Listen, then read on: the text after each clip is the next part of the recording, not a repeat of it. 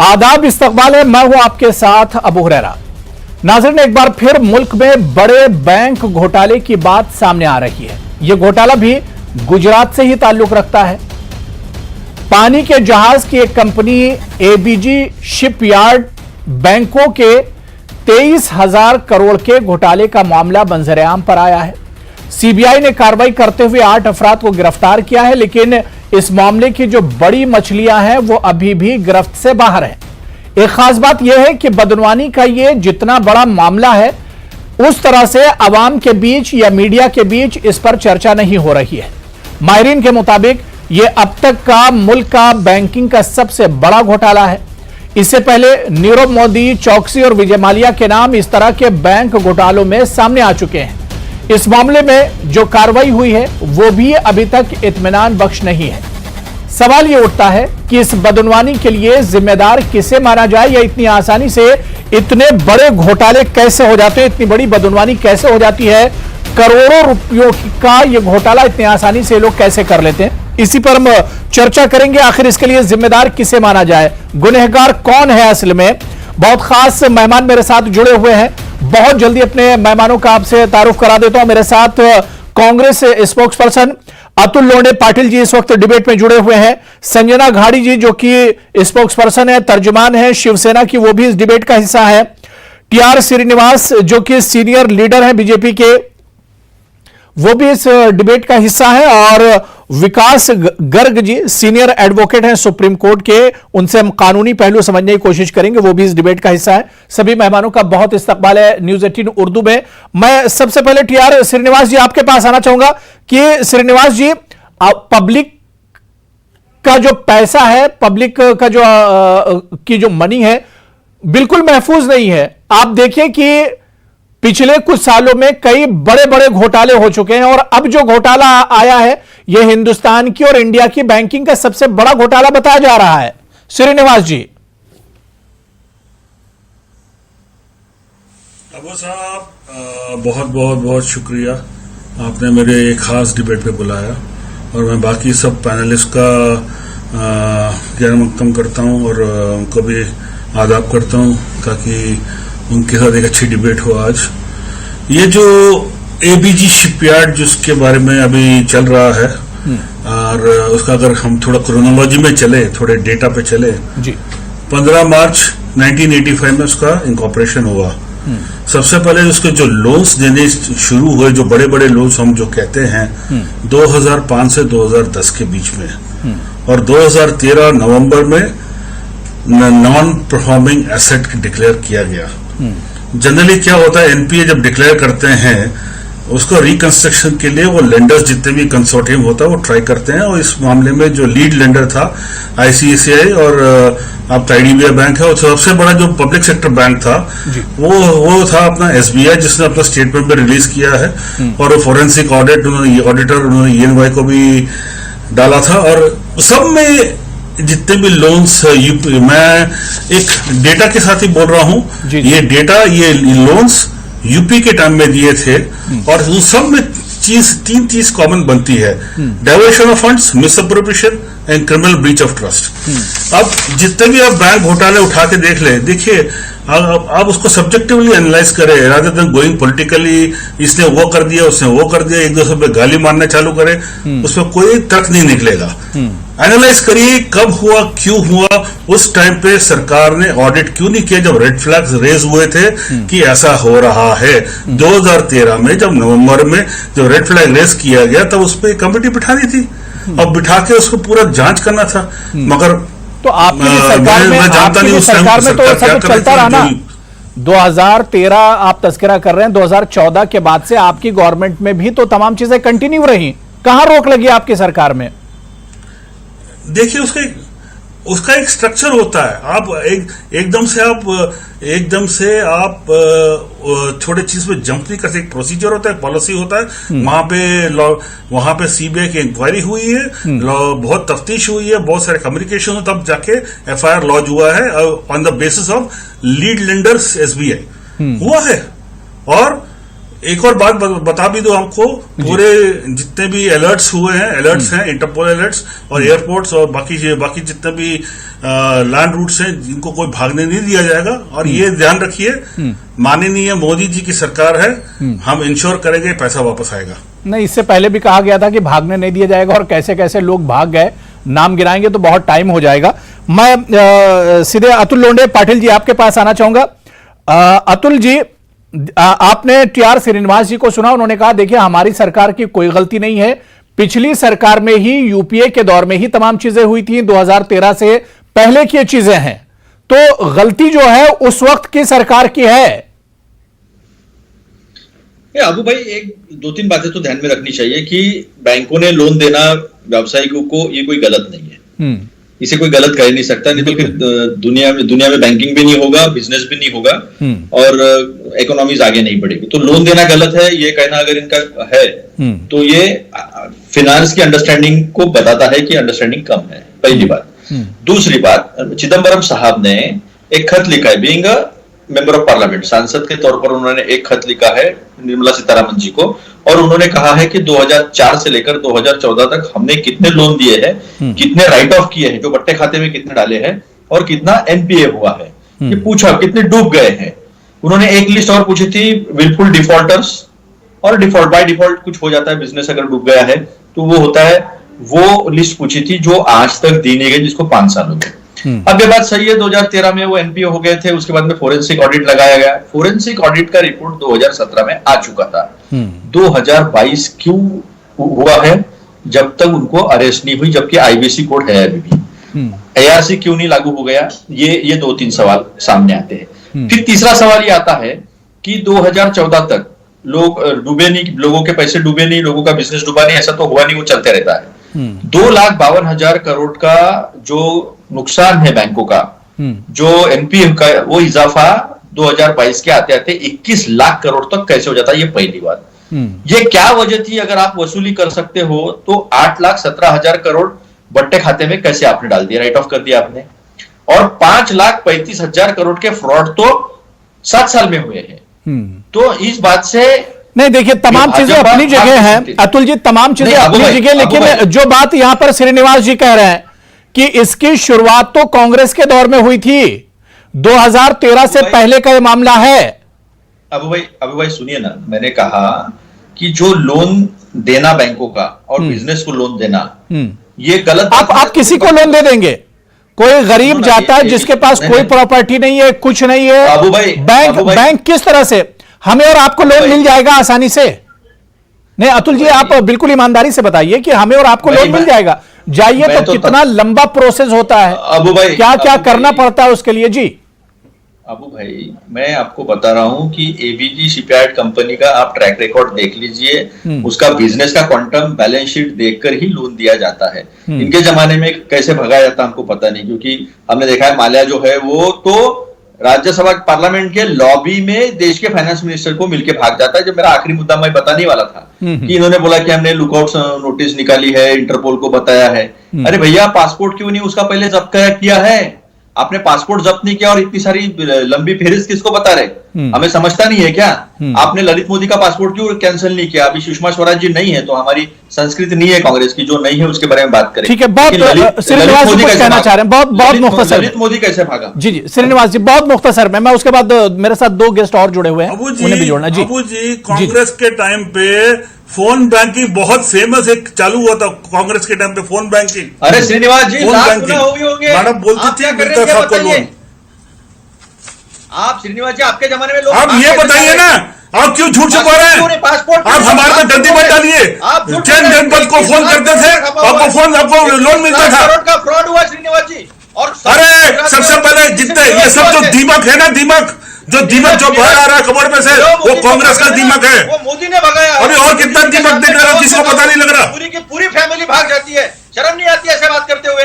जब दावोस में नरेंद्र मोदी किसके साथ? अरे नरेंद्र मोदी के साथ। वो सब छोड़िए, 2004 से 2014 तक जो आपने किया है, एक एक करके बाहर आ रहा है वो, पहले वो देखिए। किसके शादी में पैसा? चलिए ठीक है, इसमें कोई तो जिम्मेदार होगा, गुनहगार कोई तो होगा। ऐसे ही कोई मुल्क का पैसा लेकर नहीं भाग जाता है, जिम्मेदारी तय करनी होगी कि गुनहगार कौन है। यह आवाम का पैसा है, सरकार का पैसा नहीं, आवाम का पैसा है, जिसे बिल्कुल बेदर्दी से लोग लूट कर ले जा रहे हैं और सरकारों की उस पर क्या कुछ कार्रवाई होती है वो सब कुछ सामने है।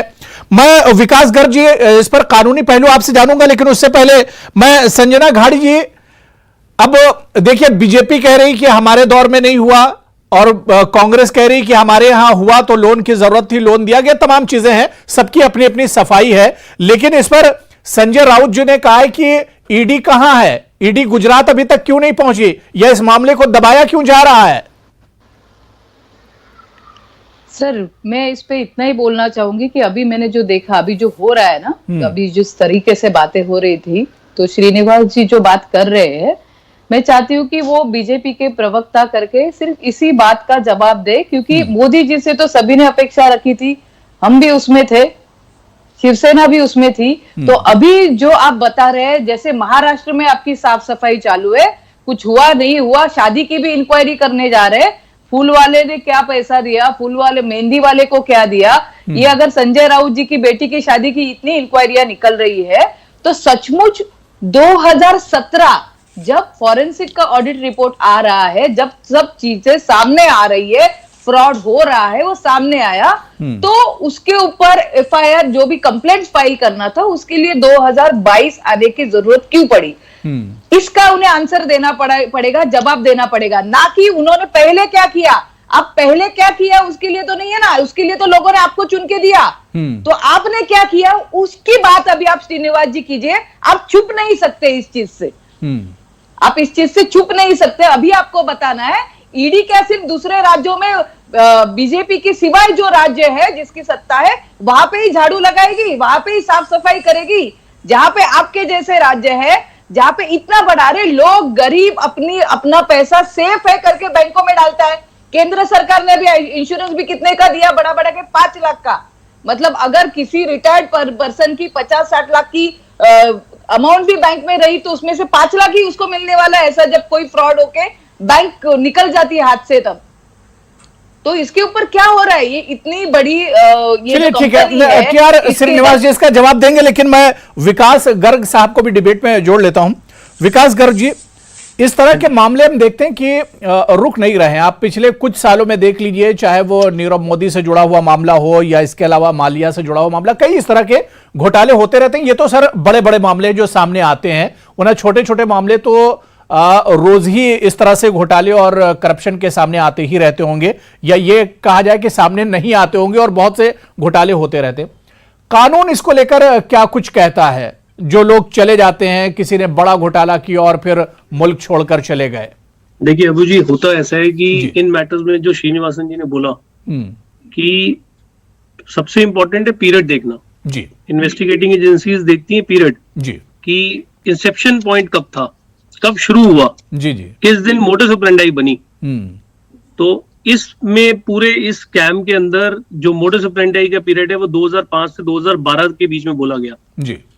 अब 2005 में अगर कोई डिसबर्समेंट हो रही है किसी लोन की, अगर पैसा निकाला जा रहा है बैंकों से एक कंपनी के द्वारा, तो 2005 में जब वो पैसा निकाला जा रहा है, उस टाइम उसकी मोडस ऑपरेंडी जो बनी वो 2005 से पहले बनी है। जितने भी फिक्टिशियस डॉक्यूमेंट्स क्रिएट किए गए होंगे इस कंपनी द्वारा, जो इन्वेस्टिगेशन का पार्ट होंगे अभी, वो सब कुछ 2005 से पहले का होगा जी।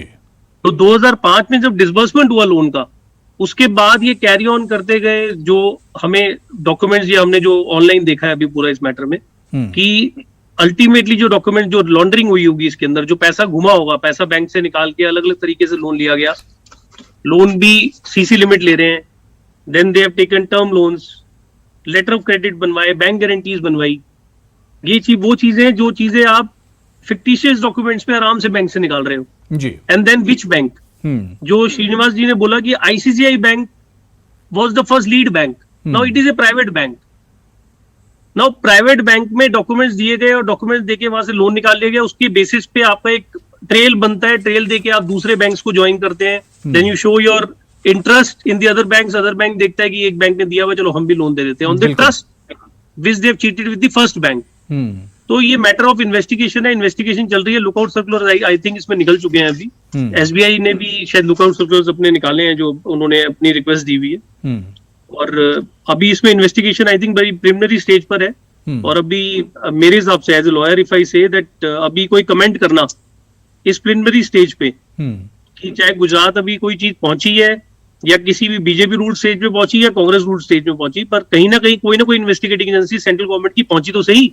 बिल्कुल सबसे इंपॉर्टेंट हम लोगों के लिए ये है। अब पैसा बाहर गया, पैसा बाहर से भी आएगा, चाहे नीरव मोदी का था चाहे विजय माल्या का था, सब कुछ अटैचमेंट हुआ है इंडिया में और बाहर भी हुआ है। सारी इन्वेस्टिगेशन चल रही है, central government is doing everything. हाँ, लेकिन सर गलती दोबारा कैसे हो जाती है, क्योंकि इससे पहले इस तरह के कई वाकये हुए हैं, यानी सरकार ने इसको बहुत संजीदगी से नहीं लिया या गंभीरता से नहीं लिया है। मैं टीआर श्रीनिवास जी आपके पास आना चाहूंगा। श्रीनिवास जी, मुल्क में इस तरह के बैंक घोटाले इससे पहले भी हुए हैं, सरकार ने क्या वाकई में इसको गंभीरता से नहीं लिया? अगर गंभीरता से इसे लिया होता तो शायद इस तरह का मामला नहीं होता, क्योंकि छोटी मोटी ये रकम नहीं है। ये जो अमाउंट है 23,000 करोड़।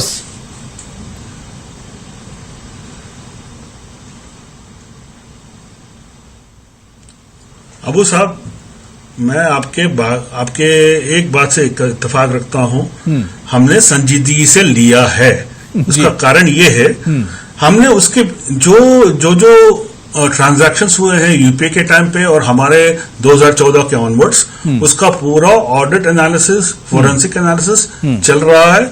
और जो संजीदगी से आपने लिया होता तो इतना टाइम क्यों लग गया? 2013 ठीक है, 2013-14 का मामला हो सकता है, लेकिन आज 2022 है। अबू साहब उसका जी अबू साहब, उसका एक प्रोसेस होता है। वो प्रोसेस को आप हॉप स्टेप जंप नहीं कर सकते। वो निर्मला सीतारामन जी ने स्टेटमेंट में दिया हुआ उसका एक ड्यू प्रोसेस है और उसका इन्वेस्टिगेशन चल रहा है।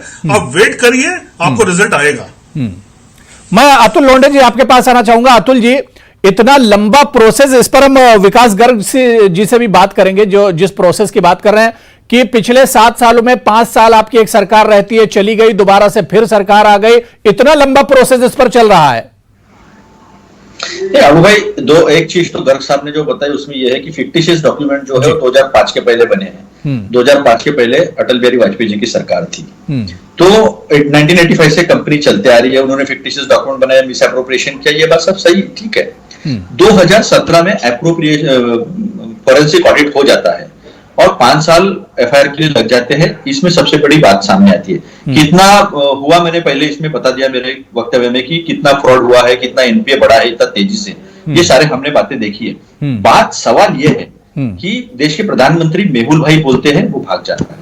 देश के प्रधानमंत्री के साथ में उनके टीम में, डेलीगेशन में नीरव मोदी जी होते हैं, डावोस में होते हैं, पूरी फैमिली की फैमिली भाग जाती है। अभी जो तो अब इस मामले में देखिए, निर्मला सीतारमण जी ने भी यही कहा कि ये पूरा मामला यूपीए के दौर में एनपीए हुआ था। ये इसे तो आप मानिए, आपकी गवर्नमेंट के दौरान एनपीए हुआ था, इसे तो आप मानिए। मैं क्या कह रहा हूं अबू जी कि उनको खत दिया था। देखो, उस जबानी बातें करना लोकतंत्र में, संसदीय लोकतंत्रों में ठीक नहीं है। उन्हें पी चिदम्बरम साहब ने खत दिया था as a MP, as a ex home minister, as a ex finance minister. उनका जवाब वो क्यों नहीं देते, ये सबसे पहली बात। दूसरी बात, इनसे रिलेटेड है, मैं गुजरात को बदनाम नहीं करना चाहता। गुजरात बहुत अच्छा स्टेट है, गुजरात के लोग हमारे भाई हैं, लेकिन जो नरेंद्र मोदी साहब और अमित शाह साहब जो है, उनके संबंधी संडे साहब, ये सब लोग यहीं से आते हैं, इनके शादियों का कॉन्ट्रैक्ट लेते हैं, इनके साथ डावोस में जाते हैं, इनके साथ ही जाते हैं, कार्रवाई नहीं होती है। देखो, फ्रॉड तो देश में जो है हुए हैं, उसमें कोई नकारने की बात नहीं है। फिर अभी जो गर्ग साहब ने बताया फिक्टिशियस डॉक्यूमेंट पहले बनाए तो तब वाजपेयी साहब की सरकार थी। इनकी भी सरकार 3-4 बार आ चुकी है, ऐसा तो है नहीं कि सरकार आई नहीं है। 7 साल में अगर 21 लाख करोड़ का फ्रॉड होता है, 21 लाख तक एनपीए जाता है, 5,35,000 करोड़ के फ्रॉड इनके जमाने में होते हैं, और आम आदमी को उसके गोल्ड रखे गए हैं जो कोरोना के दौरान, वो बेचकर पैसा वसूल किया जाता है। श्रीनिवास जी, बहुत मुख्तसर में जवाब दीजिए। श्रीनिवास जी, जी नहीं, अतुल जी मेरे पास टाइम बहुत कम है। श्रीनिवास, मेरा एक ही सवाल है मेरे कांग्रेस के मित्र से। जी 2004 से 2014 तक आप क्या कर रहे थे जब कितने रेड सिग्नल और रेड लाइट जल रहे थे? बस श्रीनिवास जी, जवाब दो ना आप। आपके सरकार में अरे आपकी चीजें क्या कर रहे थे आप 2004 से 14 तक? आप बताइए ना, आप तो भगा तो आप रहे हैं।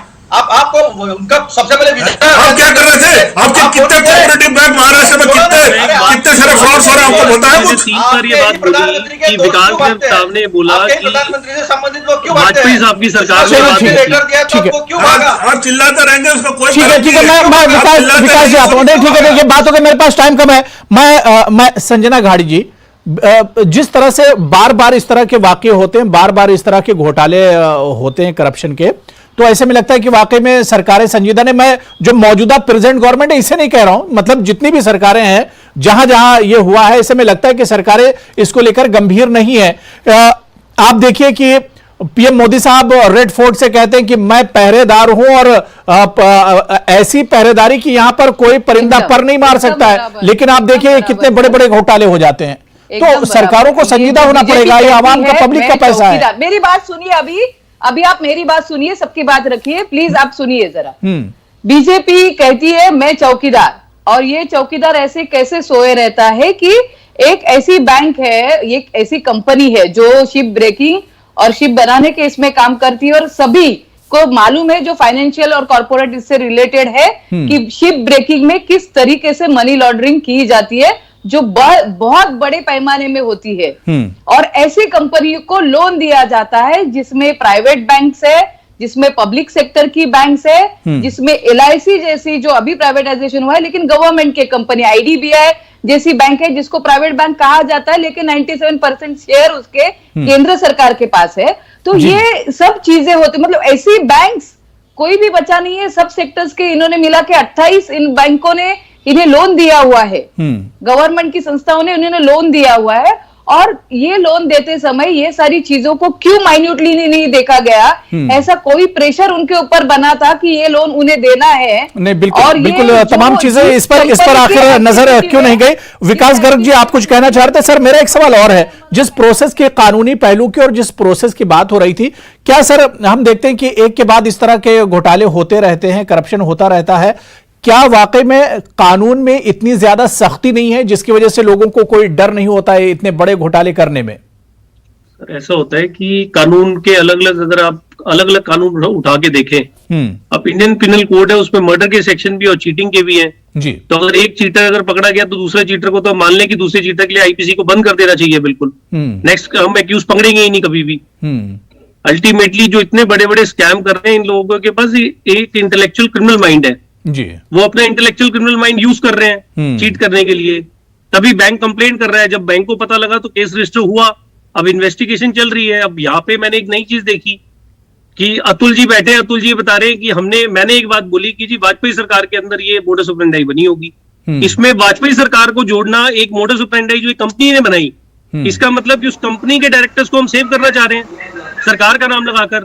नहीं, बिल्कुल जाहिर सी बात है कि देखिए तमाम सियासी बातें जरूर हो सकती हैं और इस मामले पर सियासत भी हो सकती है, सियासत हमेशा से होती है, लेकिन सवाल ये उठता है सियासत से ऊपर उठकर, क्योंकि ये आवाम का, पब्लिक का पैसा है, खून पसीना बहाकर पब्लिक एक कॉन्फिडेंस के साथ पैसा बैंकों में जमा करती है, लेकिन इन्हीं बैंकों में अगर इस तरह के घोटाले और करप्शन होते रहेंगे फिर आवाम किस पर भरोसा करेगी? इस पर सरकार को सोचना होगा। और अब सरकार किस तरह का कदम उठाती है, कितना सख्त कदम सरकार की तरफ से उठाया जाएगा, यह देखना बहुत अहम होगा। बहुत बहुत शुक्रिया विकास गर्ग जी मेरे साथ जुड़ने के लिए, TR श्रीनिवास जी, संजना गाड़ी जी और अतुल लोंढे पाटिल जी, सभी का बहुत बहुत शुक्रिया डिबेट में जुड़ने के लिए। आदाब।